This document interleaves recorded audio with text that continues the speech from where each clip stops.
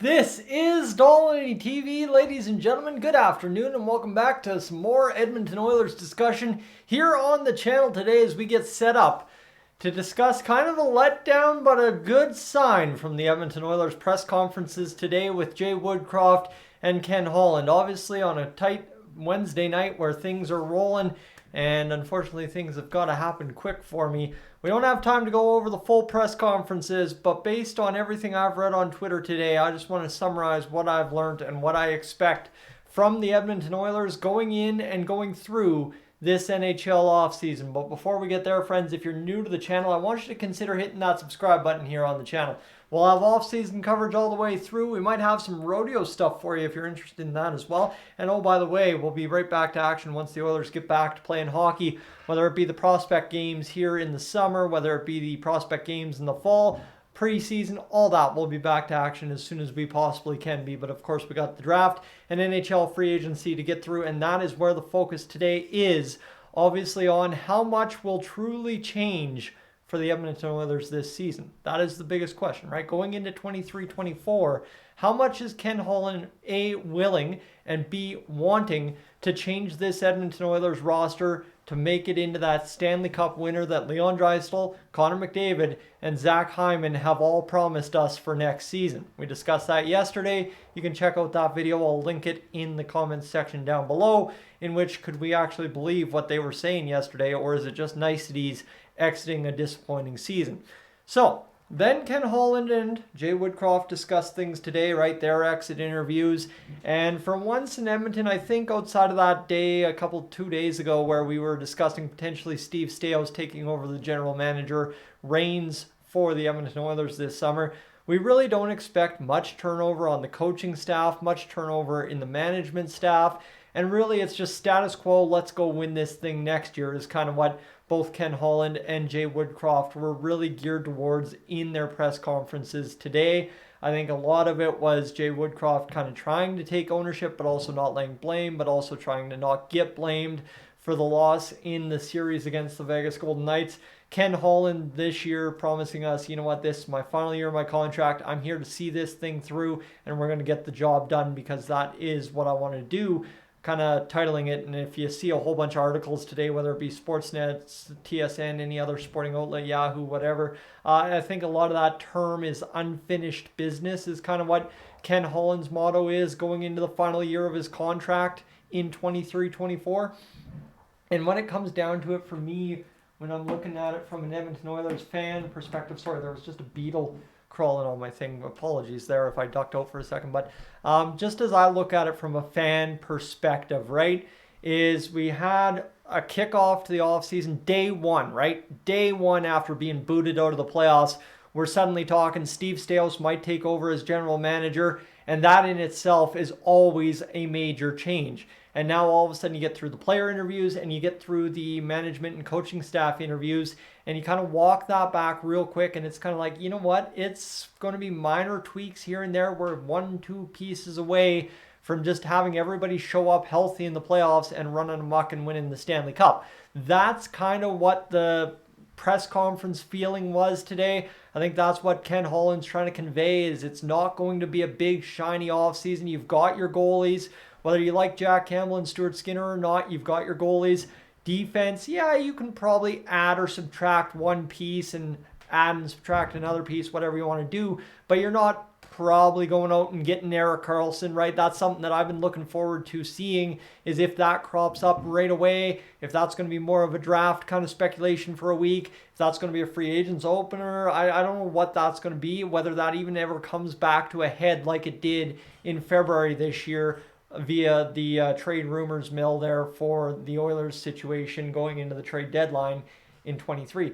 But as we look at it right now, is if you're looking at just small tweaks, then you have to look at the roster we already have. You have to look at who might be earning more, who might be earning less. You look at the 7-9 guys that we got to make decisions on. I know there's like 7 key guys, and then there's 2 other guys that you got to make a decision on as well that maybe aren't as key to this team, some people would feel. But you got about 7 to 9 guys you got to make decisions on. You got to make decisions on how to fill out your rookie core in the Bakersfield Condors system. You got to feel out how you're going to do the draft. You got to feel out how you're going to do free agency in terms of tweaking the pieces, right? Obviously, you make your decisions on the 7, then you go from there on free agency. But in terms of this, I guess you can honestly say don't expect any major changes from the Oilers this season. Highly unlikely based on what we've read into from both the player leadership, right? Zach Hyman, Matthias Ekholm, Connor McDavid, Leon Draisaitl kind of preaching, hey, well, let's go win this next year. I like this group. Let's do it. I want to win here. Let's win here, right? And I think that would be echoed throughout the rest of the team if that's what the big boys are saying.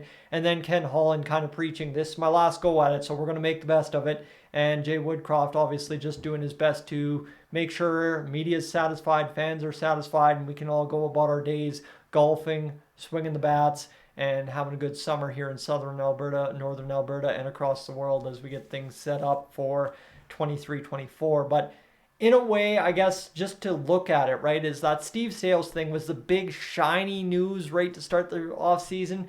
And pretty much it has been crushed today, I would say. Obviously, too, there's always an ability to do that at any moment, right? No team needs to announce it's changing general managers on July 16th until July 16th, right? That's kind of the situation there. So obviously, we'll let things play out. I'm not saying that nothing happens. I'm not saying nothing will happen. I'm not saying it's impossible something big happens.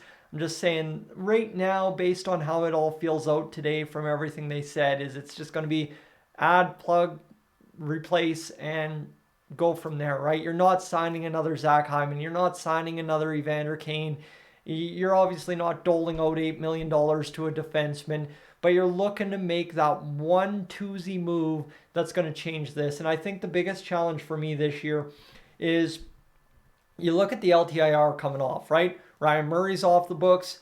You have, of course, Mike Smith and Oscar Klefbom coming off the books. So no longer should we be operating in LTIR. And I guess the biggest question right now I would have going into this offseason is, will the Oilers carry a 23-man roster next year? We've seen them for most of the parts last year carry 21, 22 seem to be the number that we could really fit under the cap. But I'd be really interested to see if this Oilers team goes back to carrying 23 players, goes back to really building that cap the way it should be, and kind of tries to maneuver from there. Obviously, in that, the reason I mention it is you have to break down what happens with a 23-man roster, which means you have more flexibility, you have more maneuverability, and guys like James Hamblin, Raphael Lavoie, Tyler Benson, you've got Xavier Bourgault, Carter Savoie, saying it like Lavoie. So Carter Savoie, you've got guys in the farm system like Marcus Niemelainen still. You've got guys all around it, right? Olivier Rodrigue, you've got Calvin Pickard, you've got Ryan Fanti in the goaltending department. You've got all these guys that have kind of been just brewing down here all year because they really couldn't get the call up, right? Brad Malone's down there. You've got Seth Griffith. I don't know what his contract situation looks like. We'll get to that sometime next week, I'm sure. But you kind of look at this all. We've got this big core in Bakersfield that is replacement level players at the NHL, which are the guys that you would want riding that 13th, 14th forward situation, that 7th D-man situation. Obviously, I think it's more likely the Oilers would run a 13th forward and an 8th defenseman to make things work, right? You'd have 7D regularly in the lineup, then 8 as your extra. And obviously, too, that's just how you should run an NHL roster. The Oilers were not happy running the roster the way they had to this year, but the LTIR situation, of course, the roster cap compliancy comes into situations, and it just was a whole mess all year long. And I think biggest thing is I've seen people very much so defend Ken Holland in terms of how much flexibility he's going to have this year.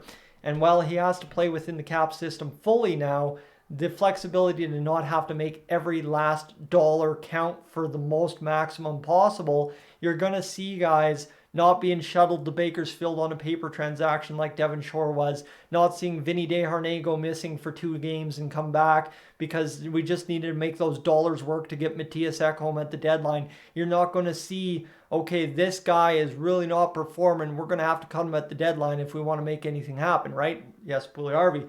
So it's kind of like one of those situations where you can breathe. you can sit there and actually breathe. So when we talk about nothing happening or little minor changes happening instead of major changes, the biggest thing is the big change will be flexibility. That's really awesome. And I applaud all of you sitting there actually rationalizing it on day one, saying, actually, we don't need to make anything huge happen, but we have the flexibility to make what needs to happen happen.